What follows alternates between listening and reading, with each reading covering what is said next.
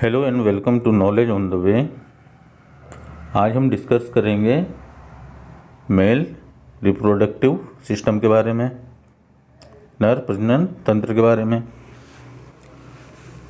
प्रजनन तंत्र होता क्या है, जिससे हम हमारी पीढ़ी आगे बढ़ा सकते हैं, वो हमारा प्रजनन तंत्र होता है।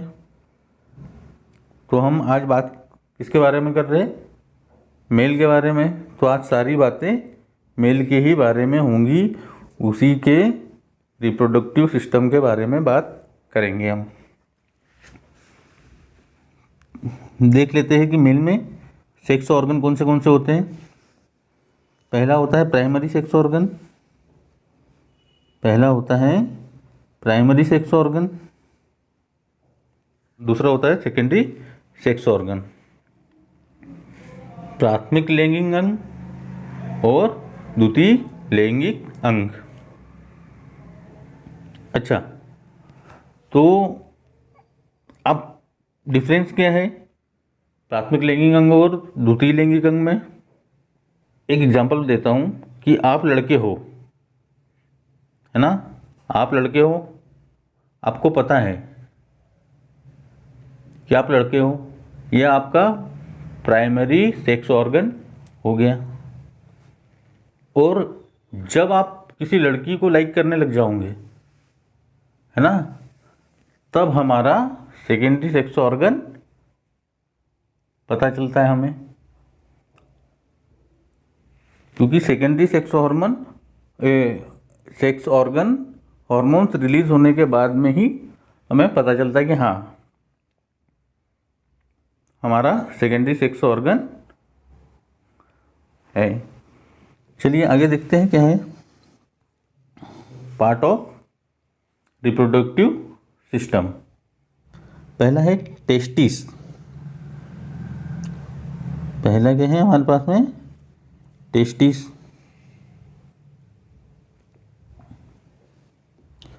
हिंदी में वृषण।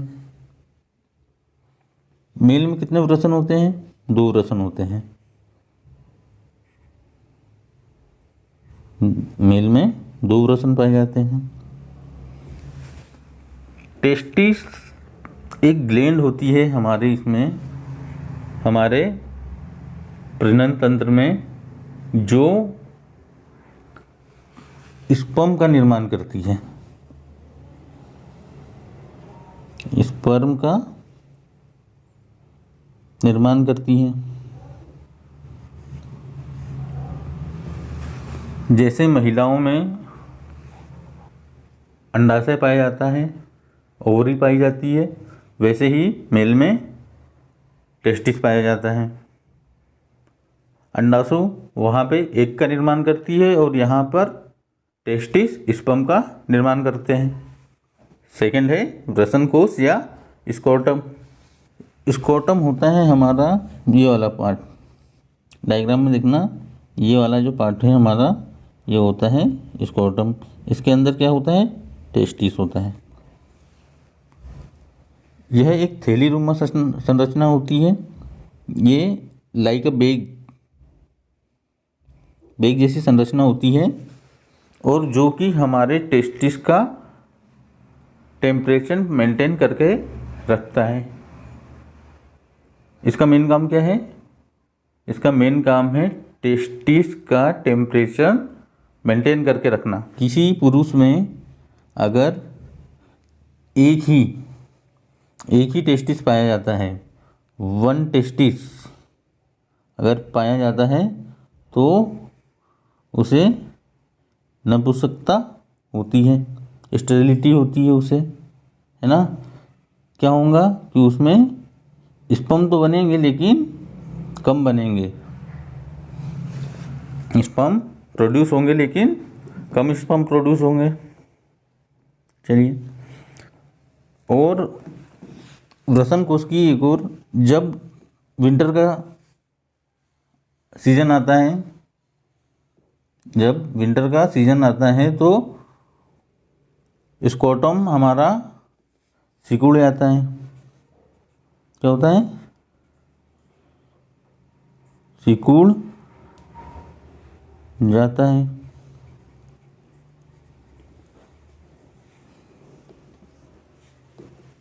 नॉर्मली जो बॉडी टेम्परेचर होता है वो कितना होता है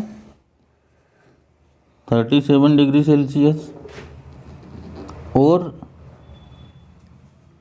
स्कोटम में जो टेम्परेचर होता है यहाँ से 3 से लेके 2.5 डिग्री सेल्सियस कम होता है, 3 से 2.5 डिग्री सेल्सियस कम होता है। इसी कारण विंटर में स्कोटम सिकुड़ जाता है और गर्मियों में फैल जाता है।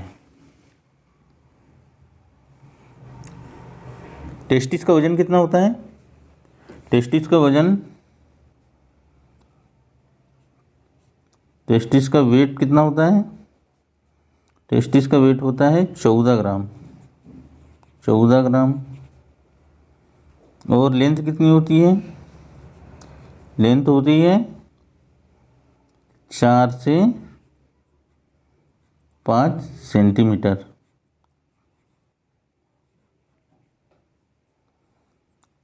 विड्थ कितनी होती है टेस्टिस की? विड्थ कितनी होती है? तो ये होती है 2 से 3 सेंटीमीटर। ये बातें याद रखना है हमें। कभी कभी एग्ज़ाम में पूछ लेता है, क्योंकि आजकल इतनी सारी शिफ्टों में पेपर होते हैं कि कौन सा क्वेश्चन कहाँ से पूछ ले पता ही नहीं चलता है, तो पढ़ के सारा जाना है। यूरेथ्रा क्या होता है? यूरेथ्रा ये एक नलीनुमा संरचना होती है। ये एक नलीनुमा संरचना होती है जो कि हमारे यूरिन ब्लैडर से लेके कहाँ तक के, पेनिस के एंड तक के रहती है। ये होती है, ये हमारा ब्लैडर है, और ये जो है ये हमारी क्या है? यूरेथ्रा।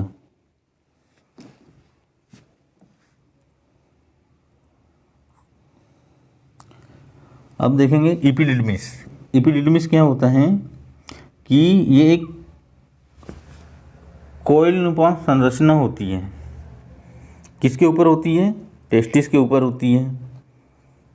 ये हमारे स्पर्म को ट्रांसफ़र या ट्रांसपोर्ट भी करती है और स्टोर भी करती है, लेकिन कुछ समय के लिए। स्पर्म को स्टोर कौन करता है? टेस्टिस करता है, लेकिन कुछ समय के लिए एपिडिडमिस में हमारा स्पर्म स्टोर करके रखता है। वेज डिफरेंस क्या होता है? वेज डिफरेंस यहाँ डायग्राम में देखिए, जो टेस्टिस से एक ट्यूब आकार की एक नली होती है जो कि प्रोस्टेट से कनेक्टेड होती है। अब प्रोस्टेट क्या काम करता है? प्रोस्टेट एक ग्लैंड होती है, वो क्या काम करती है कि जो हमारी यूरिन है, देखो यहाँ तक के दो रास्ते दो अलग अलग हैं, यहाँ तक के रास्ते अलग अलग हैं, यहाँ तक अलग अलग है, लेकिन उसके बाद में यूरेथ्रा ही स्पर्म और यूरिन दोनों को ट्रांसपोर्ट करता है ना। तो प्रोस्टेट क्या करता है यहाँ पर कि ये एक गेट का काम करता है, गेट का काम करता है।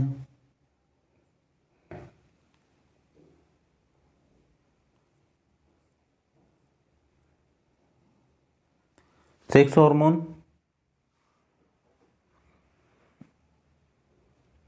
अच्छा इससे पहले हमने महिला प्रजनन तंत्र में पढ़ा था कि उसमें 2 सेक्स हार्मोन होते हैं, लेकिन मेल में एक ही सेक्स हार्मोन होता है, लेकिन उसके नाम 2 हैं। उसके नाम 2 हैं। पहला नाम है उसका टेस्टेरोन, और दूसरा नाम है उसका एंड्रोजन। ये नहीं है कि 2 अलग अलग हार्मोन, एक ही हार्मोन है जिसके 2 अलग अलग नाम हैं। जब ये हार्मोन निकलते हैं, जब ये बनना चालू होते हैं, तो इसकी एज होती है 11 से 12 साल, और तभी आपको पता चलता है कि आप कौन सा दूसरा वाला आपका सेक्स ऑर्गन काम करना स्टार्ट कर देता है। क्या चेंजेस आते हैं इसके बाद में? टीनेजर में ये निकलना स्टार्ट होता है। क्या चेंज आएंगे उसमें? आवाज़, पहले तो आवाज़ में चेंज आ जाएगा।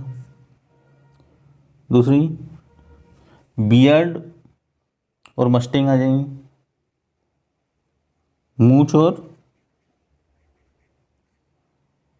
और दाढ़ी आ जाएंगी।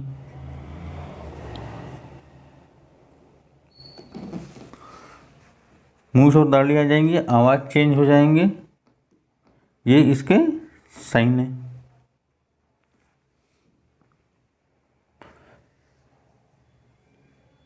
अच्छा, एक और प्रोस्टेट ग्लैंड से एक और बात याद आई है कि जो स्वप्न दोष होता है, नाइटफॉल, जिनकी प्रोस्टेट ग्लैंड वीक होती है उनको ही स्वप्न दोष होता है। किसी किसी को कई बार बाथरूम के साथ में भी स्पर्म निकलता है, लेकिन पता नहीं चलता उनको। उसके भी यही कारण है कि उनकी प्रोस्टेट ग्लैंड वीक हो चुकी है। वेस्कोटोमी क्या होती है?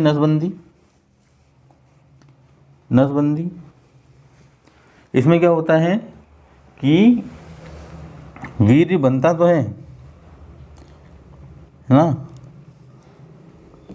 सीमन बनता है, लेकिन बाहर नहीं निकलता। इसमें सीमन बनता है लेकिन बाहर नहीं निकलता। एक बात और याद रखना कि सीमन अलग चीज़ है और स्पर्म एक अलग चीज़ है। 3 ml सीमन में लगभग 30 मिलियन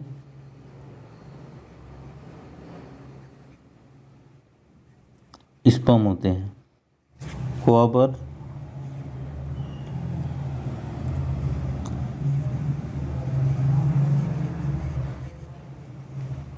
ग्लैंड के कारण सेक्स के दौरान एक चिकना पदार्थ स्रावित होता है।